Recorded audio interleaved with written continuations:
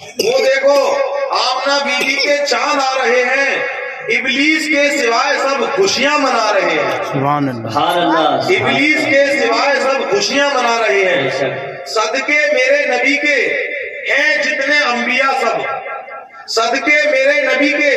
ہیں جتنے انبیاء سب، ہر ایک امتحان میں پاس جا رہے ہیں، سبحان اللہ، ہر ایک امتحان میں پاس جا رہے ہیں۔ آپ حضرات نے یوٹیوب پہ دیکھا ہوگا، جس جگہ پر امام حسین کو شہید کر کے ان کا راستے میں ایک راہب کی کوٹری پڑی تھی، راہب کہتے ہیں عیسائیوں کا بابا، جیسا ان کا پادری، ان کی کٹیا کا دیکھ، اس دور میں جو کٹیا ہوگی، جو جھونپڑی ہوگی، اس میں جا کے امام حسین کا سر رکھا تھا، تو وہاں پر آج بھی سر خون اسی طریقے سے گیلا ہے جیسے کہ ایک دن کا خون ہو، ایک دن کے قتل کا جو خون ہوتا ہے اسی طریقے سے خون وہاں پر لگا ہوا ہے۔ تو اسی جگہ پر لکھا ہوا تھا، کیا امام حسین کے قاتل یہ سمجھتے ہیں کہ ان کے نانا جان کی بخشش پا جائیں گے؟ ہرگز نہیں۔ اور وہاں پر امام حسین ہمارے نبی کا نام بھی لکھا ہوا تھا اور چاروں خلیفاؤں کا نام لکھا ہوا تھا۔ اسی طریقے سے آپ نے یوٹیوب پر دیکھا ہوگا، ویڈیوز آتی رہتی ہیں کہ نوح علیہ السلام کی کشتی تھی، کشتی دنیا میں تیرتی رہی، پوری دنیا میں پانی بھر گیا، وہ کشتی جودی پہاڑ پر جا کر ٹھہر گئی، دنیا خشک ہو گئی 6 مہینے بعد، تو وہ کشتی کے اوپر دھول آئی، کھائی مٹی آئی، تو اس پر آگ لگ کر 7 لاکھ آدمی کا مارا ہو چکا ہے۔ اب جا کے سائنسدانوں نے اس کو، ویگیانکوں نے اس کو ڈھونڈ لیا، تو اس کی تختیاں ملی ہیں، اس کے جو تختے ملے ہیں اس پر لکھا ہوا ہے ہمارے نبی کا نام، ہمارے امام حسین کا نام، حضرت علی کا نام، حضرت فاطمہ کا نام، حضرت حسن کا نام، یعنی پنجتن پاک کا نام لکھا ہوا ہے۔ تو یہ شعر جو کہا گیا ہے، صدقے میرے نبی کے ہیں جتنے انبیاء سب، صدقے میرے نبی کے ہیں جتنے انبیاء سب، ہر ایک امتحان میں پاس جا رہے ہیں۔ کیونکہ اس وقت جو 40 دن لگاتار پانی برسا تھا، اللہ تعالیٰ اپنے قہر پر تھا، پورا قہر تھا، زمین میں سے بھی پانی، آسمان سے بھی پانی، اللہ کے سوا کوئی نہیں تھا جو بسا سکتا تھا،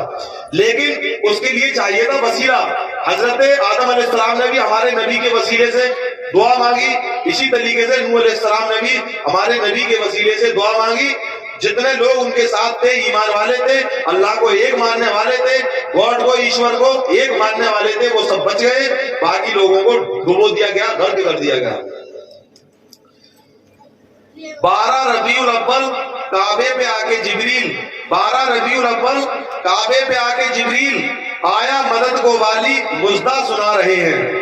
آیا مدد کو والی مژدہ سنا رہے ہیں۔ ظلمت گدا بنا تھا لوگوں یہ سارا عالم، ظلمت گدا بنا تھا لوگوں یہ سارا عالم، تشریف نبی لا کے روشن بنا رہے ہیں،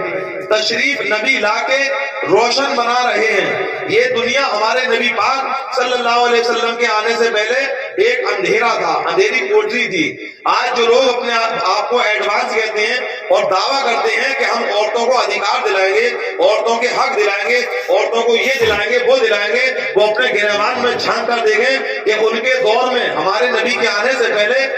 ان کے دھرم میں، ان کے مذہب میں، ان کی جاتی میں، ان کی قوم میں عورتوں کو پیر کی جوتی سے بھی زیادہ بدتر سمجھا جاتا تھا۔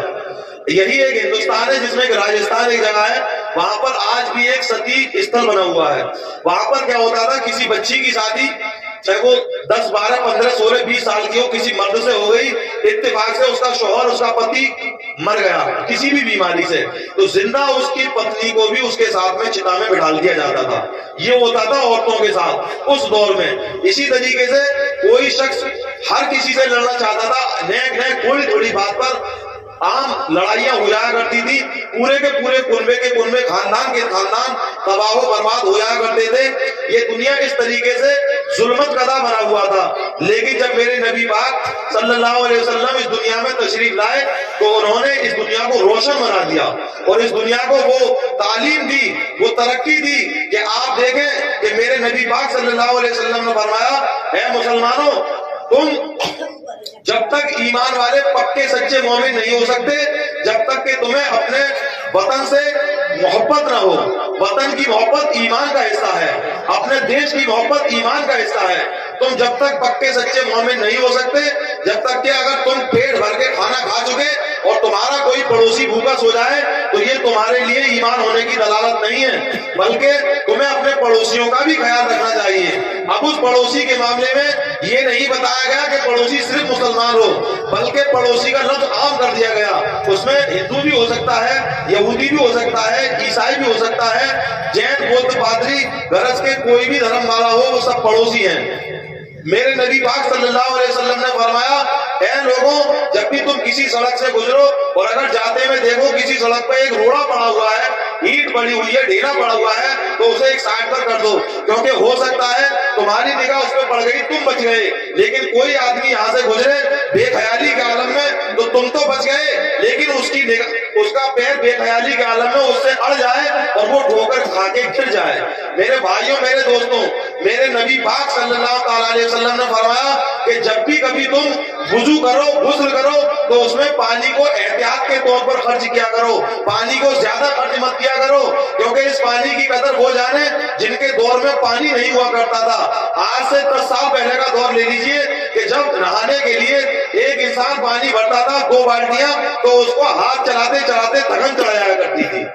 اور اس سے 20 سال 25 سال پہلے کا دور لے لیجئے کہ نہانے کے، وضو کے، غسل کے، کھانے پینے، کپڑے دھونے کے لیے جب انسان پانی کو لاتا تھا کنویں سے بھر کے، تو اس کی، ہماری ماں بہنوں کی اور اس مرد کی کمر پر، پیٹھ پر چھالے پڑ جاتے تھے، ٹھیکیں پڑ جایا کرتی تھی۔